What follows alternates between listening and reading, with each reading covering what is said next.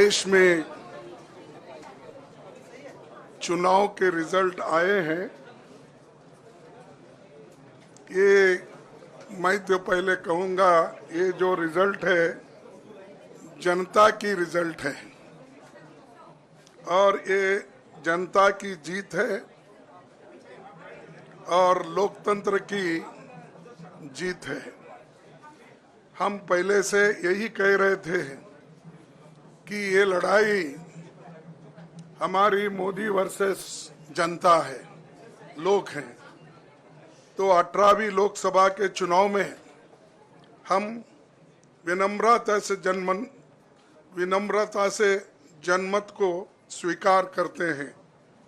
इस बार जनता ने किसी एक दल को पूर्ण बहुमत नहीं दिया, खासकर सत्ताधारी दल भाजपा ने एक व्यक्ति एक चेहरे के नाम पर वोट मांगा।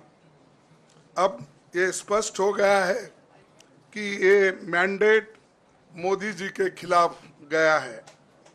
ये उनकी राजनीतिक और नैतिक हार है। जो व्यक्ति बार बार अपने नाम से ही हर जगह वोट मांगते थे, उनकी ये बहुत बड़ी हार है और नैतिक दृष्टि से ये तो उनको बहुत बड़ा नुकसान हुआ है। आप जानते हैं कि कांग्रेस पार्टी और हमारे इंडिया गठबंधन से बहुत प्रतिकूल माहौल में चुनाव लड़ा। सरकारी मशीनरी ने कदम कदम पर अवरोध डाला। बैंक खाते सीज करने से लेकर तमाम नेताओं के खिलाफ अभियान चलाया। फिर भी शुरू से आखिर तक कांग्रेस पार्टी का कैंपेन सकारात्मक था, पॉजिटिव था।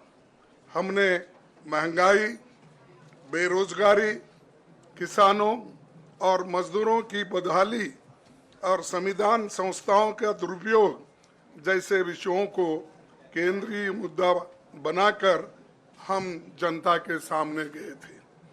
इन मुद्दों पर बड़ी संख्या में लोग हमसे जुड़े, हमारा समर्थन किया। प्रधानमंत्री ने जिस तरह का कैंपेन किया वो इतिहास में लंबे समय तक याद रखा जाएगा। कांग्रेस के घोषणा पत्र के बारे में मोदी जी ने जो झूठ फैलाया, जनता ने उसे समझ लिया। मैं इस मौके पर कहना चाहूंगा कि श्री राहुल गांधी जी की दोनों यात्राएं, भारत जोड़ो यात्रा और भारत जोड़ो न्याय यात्रा के दौरान लाखों करोड़ों लोगों को मिलना, लोगों की समस्याओं को सुनना और आगे चलकर उन समस्याओं का हल ढूंढना हमारे कैंपेन का आधार बना। हमने इसी को 5 न्याय और 25 गारंटी का नाम दिया और इसी के आधार पर हमने गारंटी कार्ड बनाया। हमारे कार्यकर्ता उसे लेकर घर घर पहुंचे और लोगों को संपर्क करें।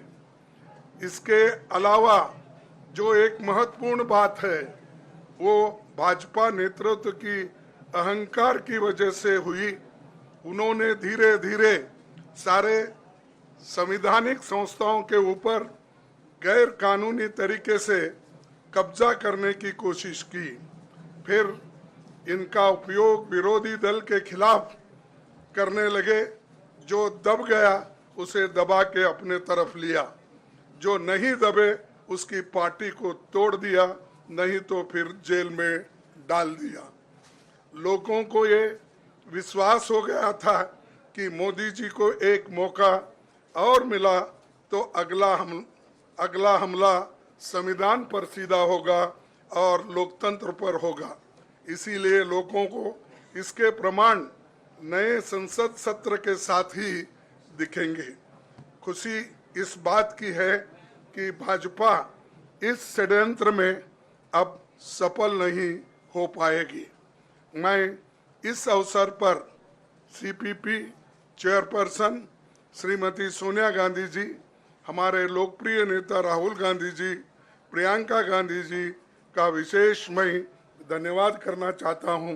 और इन्होंने दिन रात बराबरी से पूरे देश में कैंपेन किया और हमें एक मजबूत स्थिति में पहुंचाने के लिए भारी मदद इन्होंने की।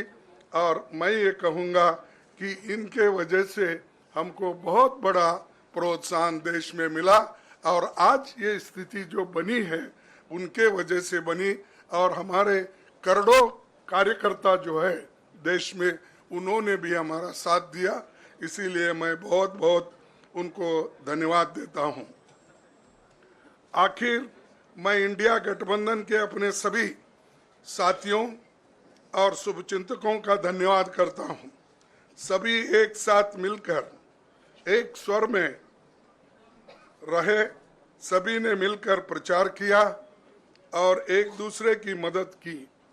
हमारे हजारों लाखों कार्यकर्ताओं ने अच्छे तालमेल के साथ काम किया। आप सभी का धन्यवाद।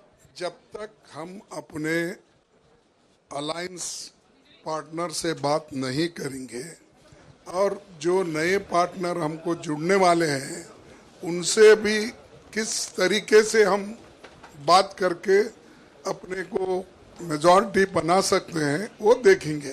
सारे स्ट्रैटेजीज अगर यही मैं बोलूँगा फिर मोदी जी होशियार हो जाएंगे, इसलिए